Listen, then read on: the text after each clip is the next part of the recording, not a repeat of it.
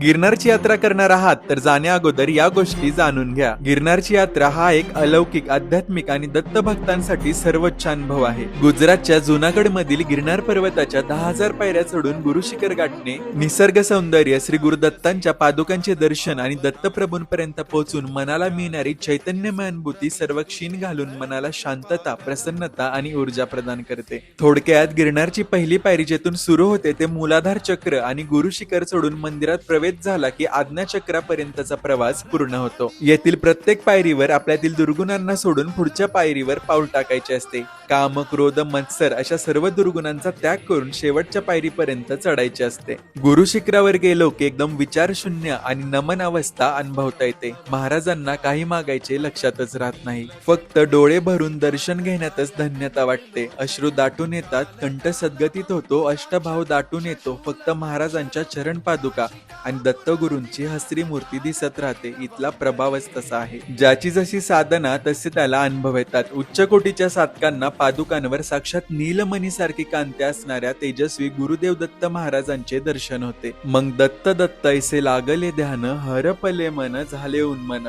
मितूपणाची झाली बोळवण, एका जनार्दनी श्री दत्त ध्यान, हे अगदी अनुभवास येते. म्हणजेच मानवी जन्म सार्थकी लागतो. सहस्रार चक्रापर्यंतचा प्रवास पूर्ण होतो. महाराजांना एकच विनंती, गुरु महाराज, आम्ही कधी चुकलो, अडखळलो, वामपंथाला जरी लागलो तरी तुम्ही आम्हाला योग्य मार्गावर आणावे ही तुमच्या चरणी प्रार्थना. गिरनारला दत्तगुरूंचे अक्षय निवासस्थान मानले जाते. भाविक येथे दत्तगुरूंच्या साक्षात्काराचे तसेच अदृश्य शक्तींचे अनुभव आणि गुरु शिखरावर जाणवणाऱ्या आनंद लहरी ज्या साधकाला गुरुभक्तीच्या उच्चतम स्थितीत घेऊन जातात त्या अनुभवण्यासाठी येत असतात. अनेक गुरुभक्त सांगत असतात, निस्सीम श्रद्धा असल्यास येथे महाराजांचे दर्शन कोणत्या ना कोणत्या स्वरूपात नक्की घडते.